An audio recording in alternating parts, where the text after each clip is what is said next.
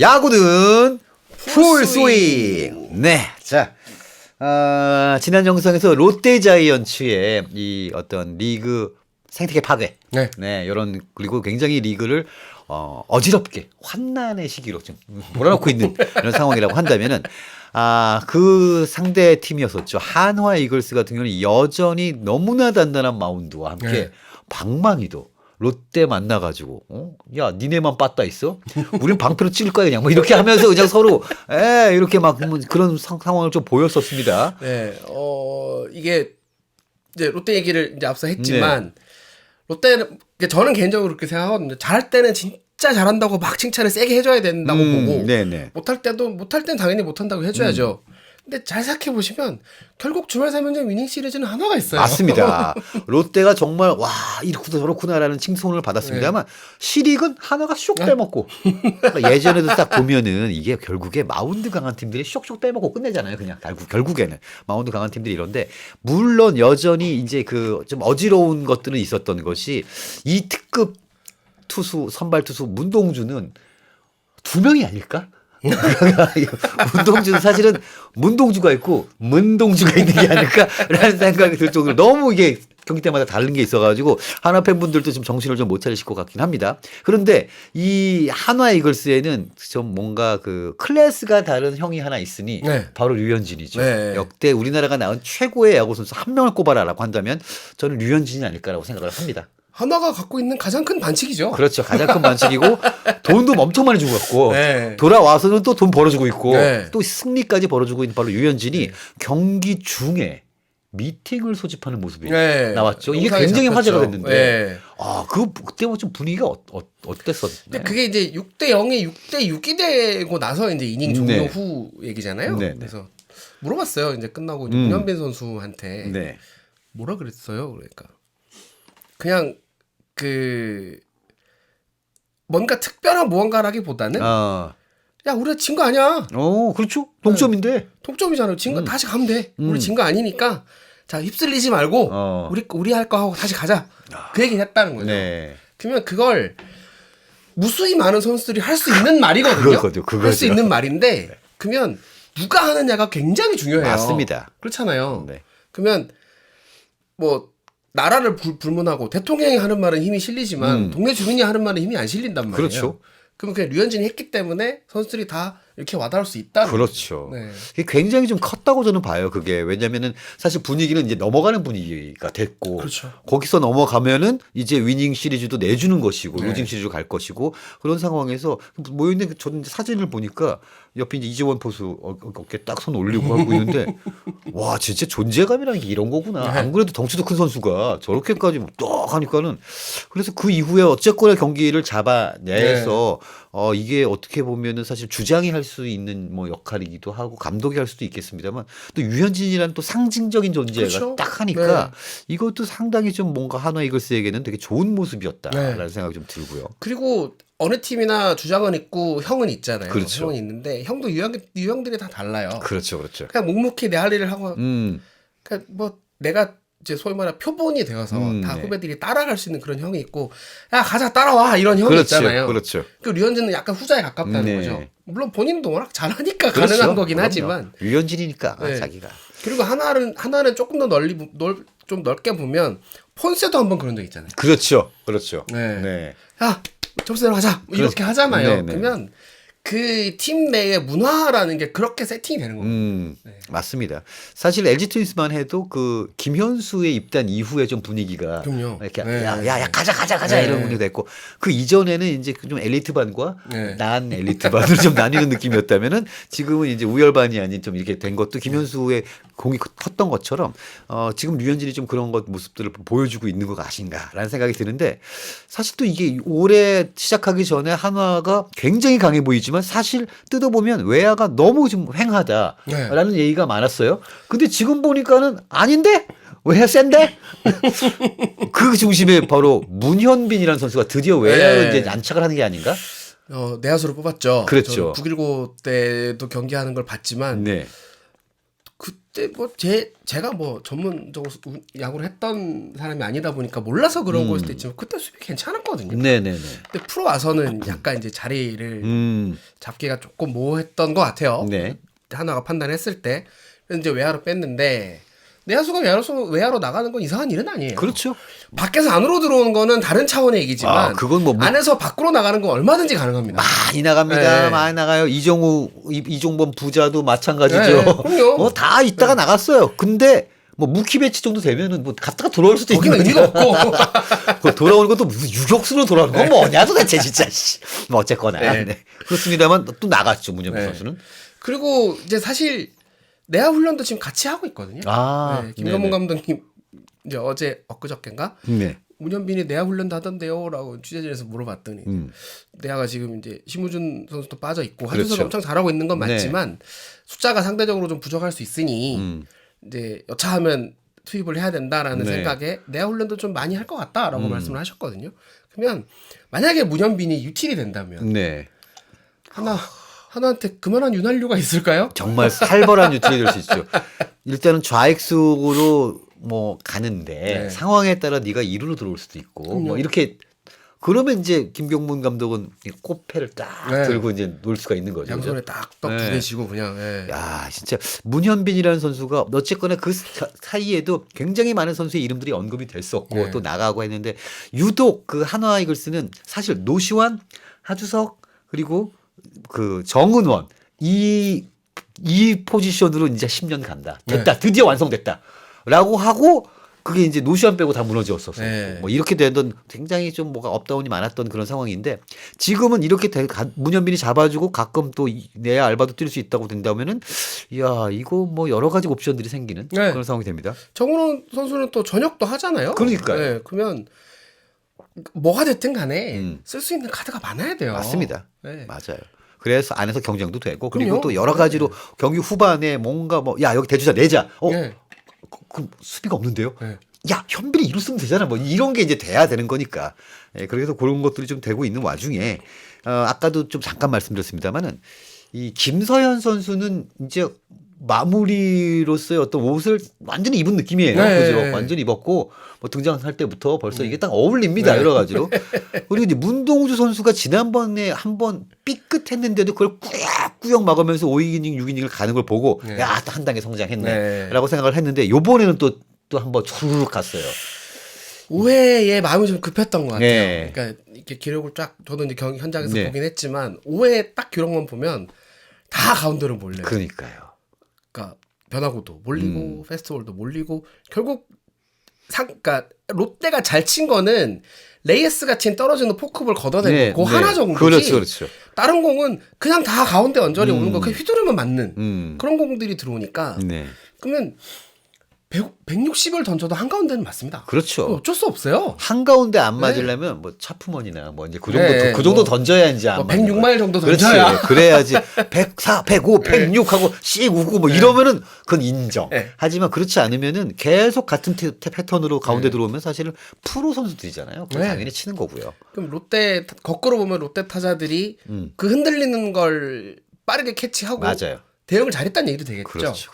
그래서 김건문 감독님도 6대 0에서 스멀스멀 따라잡히는 와중에 요 정도에서 딱 끊어준 게 동점이 되고 끊어준 건 아쉽긴 하지만 어쨌든 4회 이상에서 끊어줬다는 게 경기 전체로 봤을 때는 굉장한 포인트였다고 봐야죠. 맞습니다. 네. 사실 김경문 감독님 요 근래 하나가 좀 안 좋았기 때문에 김경문 감독에 대한 이제 그 성토도 좀 있었어요.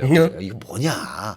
이거 아니다. 너무 고집불통이고 뭐 너무 올드스쿨이고 뭐 막 이제 이런 얘기 나왔고 그리고 뭐 좀 좋으면 이건 감독 공이 아니라 양상문이 잘한 거다. 뭐 또 이런 얘기도 나오고 뭐 여러 가지가 있었습니다만 사실 이제 야구팀이라는 게 그렇게 이제 무슨 부서 나누듯이 이렇게 가는 게 아니기 때문에. 하지만 문동주가 뭐 이런저런 모습을 보였습니다만 또 한편으로는 한화 팬분들이 굉장히 미소 짓게 만드는 이 정우주라는 선수의 이 성장. 이거 참 정말 보기만 해도 우쭈쭈 되더라고요, 진짜. 이 선수 좋아요. 오늘 기사도 나왔지만 어제 이제 끝나고 손 선수 인터뷰를 했거든요. 제가 물어본 건데 전주고 때 이제 워낙 자기 페스티벌에 대한 자신감이 엄청 강한 선수인 걸 봤고 프로 와서도 이제 입단 전에 마무리 캠프 갔다 와서 무슨 시상식에서 한번 만났는데 네네. 이 포신만큼은 자신감이 막 있는 선수였어요. 네. 그 양상문 코치님도 힘 하나도 안 들이는데 152 나오더라. 뭐 이러시는 거 보고 아 그래 그렇다면 근데 프로는 또 다르거든. 그렇죠. 처음에 내가 딱 이 속구만 가지고 한번 해보려고 했다. 네. 굉장히 거만한 생각이었다. 그러니까 프로 와가지고는 이제 그때 동기생들한테 던지는 게 아니라 디아즈랑 오스틴한테 던지는 거예요. 그럼요. 55 뭐 어쩌라고 이러면서 치는 사람들이니까. 그래서 이제 본인도 네. 이제 프로 개막하고 이제 2달 조금 더 지난 상태잖아요. 네. 2달 동안 많은 걸 느꼈나 봐요. 많은 걸 느껴서 이제 변화구를 잘 살려야 내 속구도 사는구나라는 생각을 한 것 같은데 이제 네. 거기는 양상문 코치님이 미션을 준 게 있어요. 그 고교 시절에는 슬라이드 커브 체인지업을 다 던졌거든요. 네네네. 근데 커브랑 체인지업은 완성도가 좀 떨어진다. 슬라이더만 살려라. 투피치로 가자. 네네. 불펜이니까. 그럼 가능하죠. 네, 그렇게 해서 슬라이더랑 이제 가다듬고 있습니다. 그렇고 커브랑 스플리터 몰래 연습하고 있다고 하더라고요. 그게 몰래가 되냐고.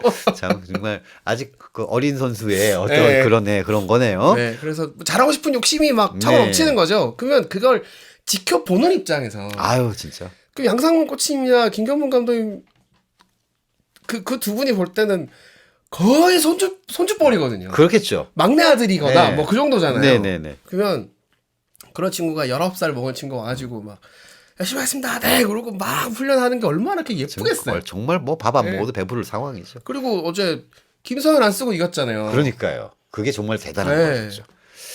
어쨌든 이렇게 되니까 지금 이제 뭐 정우주 그리고 삼성의 배찬승, 뭐 LG 김영우 요 선수들이 처음에 약간 부침이 좀 있는 것 같다가 이제 프로가 이런 거구나라는 걸 좀 알아가고 있고 그러면서 또 이 선수들이 대단한 거는 자기가 또 통하기 시작했다는 거. 이거 참 진짜 정말 엄청난 재능 덩어리들이 이번에 다 들어온 것 같아요. 야잘잘은 어디 하나 있다니까요. 맞습니다. 어디 가나 있습니다. 진짜 놀랍고. 자, 그리고 이제 하나의 이게 마지막으로 좀 하고 싶은 얘기가 이 김경문 감독님이요. 사실은 그 겪어본 선수들이 공통적으로 하는 얘기가 내 인생에서 가장 무서운 감독은 김경문이야. 모두가 김웅룡 아니야, 김성근 아니야. 그냥 김경문이 제일 무서워. 힘들어. 막 이렇게 얘기들을 많이 하는데 근데 이제 워낙에 그 이미지 자체가 좀 부드러우시다 보니까 이런 분들이 이제 역사적으로 스포츠계 두 분이 계십니다. 한 분이 김경문 감독, 한 분이 이제 옛날 농구계 최희암 감독. 그래가지고 보기에는 그렇게 세상 인자해 보이는데 그냥 뒷얘기 들어보면 막 이러거든요. 근데 김경문 감독 뉴스 보면은 그렇게 뭐 약간 좀 나이도 더 드셨고 좀 더 애들을 이렇게 좀 감싸는 듯한 느낌도 좀 드는데 또 현장에서 보시기는 어떻습니까? 그러니까 NC 감독 시절 전 이제 두산 감독 하실 때는 잘 모르니까 NC 감독 하실 때와 비교하면 얼추 이제 한 10년 정도 갭이 있죠. 그렇죠. 그때랑 비교하면 약간 유해지신 건 맞아요. 유해지신 건 맞는데 그래도 변하지 않는 건 여전히 무서우십니다. 선수들이 뭐 여담이지만 옛날 그 NC 시절에 스크럭스라는 외국인 선수가 있었죠. 감독하고 취재진 얘기하고 있는데 지나가면서 90도로 인사를 하십니까? 하면서 가더라고. 그리고 지금 하나에서도 선수들 다 모자놓고 하십니까? 하고 가요. 그러면 그게 뭐 그걸 단순히 카리스마라고 한 단어와 문장으로 정리가 안 돼요. 그렇잖아요. 그렇죠. 그러면 그게 소위 말하는 아우라가 있다는 얘기고 그리고 감독은 언제나 뭐 물론 제왕적이라는 표현을 쓰지만 감독은 생사여탈권을 다 갖고 있는 사람이기 때문에 당연히 이 존중과 존경은 당연히 해야 되는 거지. 해야 되는 거고. 그리고 그 모든 것에 우선해서 지금 2등 하잖아요. 그러니까요. 7,8등 하던 팀 2등 올려놓고 있잖아요. 그러면 그건 감독이 인정해줘야죠. 그렇지. 그건 뭐 뺄 수밖에 못하는 그냥 너무나 명백한 사실이고 지금 하나이글스가 올해 어쨌거나 지금 뭐 중간에 연승도 있었고 또 부침도 있었습니다만 지금 2등 하고 있으니까 롯데랑 그 핵전쟁 해가지고 또 위닝 잡아왔고 이렇게 하고 있고 이제 또 이제 LG를 만납니다. 또 1위 팀을 만납니다. 이게 뭐 어떻게 될지 되게 궁금한데 이번에 뭐 다 나와요. 폰세 나오고 와이스 나오고 물론 이제 황준서가 첫 번째 선발이기는 합니다만은 요것도 되게 궁금하기는 해요. 진짜 과연 우리 한화의 힘이 지금 LG랑 붙었을 때 LG도 지금 뭐 방망이는 좋거든요. 약간 불펜이 좀 헐거워서 그렇지. 이게 붙었을 때 어떻게 될지도 되게 궁금하긴 하고 진짜 포인트죠. 1, 2위 팀의 또 대결. 되는 상황입니다. 그리고 한화의 이제 저는 이제 뭐 조금 하나만 더 나가면 네. 김경문 감독님의 그 베테랑 감독으로서의 아우라, 카리스마 오케이 다 좋은데 네. 그 밑에 양승관 수석 코치님이나 양상문 코치님 같은 진짜 경험이 차고 넘치는 지도자들이 네. 아랫단에서 딱 단단하게 받쳐주고 있다는 게 굉장히 크다고 생각해요. 특히 마운드는 양 코치님 장난 아니거든요. 맞습니다. 지금 사실 지금 언급된 김경문, 양승관, 양상문 이 사람들 다 80년대 때 야구하면서 네. 프로야구 하면서 쥐락펴락했던 사람들이거든요. 이 양반들이 또 이 연세에 다시 만나가지고 한 팀을 꾸리고 있는데 어쨌거나 통하고 있다라는 네. 거는 이분들이 그냥 단순한 올드스쿨의 감으로만 하는 사람들은 아니구나라는 걸 증명하는 거죠. 그냥 그 뭐 투수 얘기를 조금만 네네. 더 하면 양상문 코치님이 한화에 이제 볼 빠른 투수들이 막 차고 넘치니까 한승혁이라는 불펜 네네. 투수도 있고 투수들한테 한 얘기가 보더라인 핀포인트 하지 마라. 그냥 존 보고 비슷하게 던져. 비슷하게 던지면 타자 배트가 나와서 맞아서 땅볼이 되거나 ABS 걸려서 이 상단에 네. 걸리면 스트라이크인데 좀 극단적인 얘기지만 언제부터 니들이 보더라인 던지는 공 던졌다고. 그렇지. 그게 뭐 유현진 정도 되면은 네. 자기가 의도해서 뭐 이렇게 탕후루 꽂듯이 이렇게 할 수 네. 있겠지. 나머지는 사실은 내가 거기를 던지려고 했던 게 아니라 네. 원래는 빼려고 했는데 들어가기도 하고 네. 가운데 넣는데 거기 걸리기도 하고. 그냥 그런 거 역투라는 게 아니겠습니까? 있잖아요. 반대투구라는 게 있으니까 그러면 비슷하게 보고 던져라. 그리고 그러면 답은 나올 거다. 이런 지침을 이제 가이드라인을 딱 주면서 그러고 좋아진 게 가장 극단적인 케이스가 김서현이잖아요. 그렇죠. 그렇잖아요. 그렇죠. 네, 그냥 가운데 보고 때리는 거니까. 그러니까 맞는 방식이 있는 거예요. 네. 그럼 그걸 잘 찾아서 지도를 하고 있다. 그러면 이거를 양상문 코치님 혼자만의 생각일까요? 그러니까 말입니다. 감독이 허락 안 해주면 못해요. 당연한 겁니다. 그렇잖아요. 그렇죠. 물론 이제 아까 말씀드렸던 문동주처럼 본인의 의도와 상관없이 그냥 계속 가운데로만 들어가 버리면은 예, 그러면 문제가 또 지난번에 보신 것처럼 생길 수 있지만 네. 하지만은 일반적으로 계속 그렇게 던지는 기계가 아닌 이상 이게 안 되는 거 안 아닙니까? 됩니다. 네. 어쨌든 그렇게 좀 되고 있습니다. 자, 점입 가경 진짜 가면 갈수록 이야 이게 자 여기서 기자님께 제가 가장 많은 팀을 다루고 계시니까 네. 한번 가장 여쭤보시죠. 많은 팀. 가슴 아프다. 자, 이 시점에서 돌아보는 2025 시즌 5강 다시 한번 꼽아주시죠. 여기서 5강이요? 네, 지금 현재 오늘 보는 2025 시즌 갑자기? 5강. 네, 이런 얘기는 없었는데. 없었지요. 저도 없었습니다. 갑자기 궁금하네. 저는 LG가 우승할 것 같고요. 오, LG 우승. 어떻게든 간에 LG가 우승을 할 것 같고. 네, 그리고 2, 3등은 네. 그러니까 5강을 딱 뭐 특정팀 1등부터 5등까지를 꼽기는 너무 그렇죠, 어려운 얘기고 그렇죠. 2, 3등은 지금 상태로 꽤 오래 갈 것 같아요. 아, 하나 롯데로. 네, 꽤 오래 갈 것 같고 저는 시즌 전에는 한화 롯데를 다 5강 아래로 놨었습니다. 네네네. 욕 개같이 먹었는데 이제 와서는 바꿔야 될 것 같다는 생각이 좀 들어서 네네. 요 3강은 요 상태로 꽤 오래 갈 것 같아요. 네. 적어도 전반기 혹은 8월까지도 갈 것 같고 그리고 4등, 5등은 저는 개인적으로는 삼성 기아가 그래도 올라오지 않을까. 삼성 기아. 네, 올라오지 않을까. 잠깐만요. 그럼 지금 말씀하시는 게 LG, 한화, 롯데, 삼성, 기아니까 KBO가 행복사하는 요거를 배열을 조금만 잘못하면 다시 하면 엘롯기 3한이 되는 거네요. 야, 허구현 총재가 여기 화 하나 보내겠네요. 네, 아무튼 총대님 잘했죠? 어쨌든 예, 지금 2025 시즌의 현재 스코어 좀 이제 판도가 바뀌었으니 네. 김동현 기자님이 보시는 5강 후보가 이렇다라는 말씀을 전해드리면서 저희는 다음 영상으로 돌아올 텐데 요 방금 말씀드렸던 팀에 해당하시는 팬분들은 구독과 좋아요를 필수로 부탁을 드리겠습니다.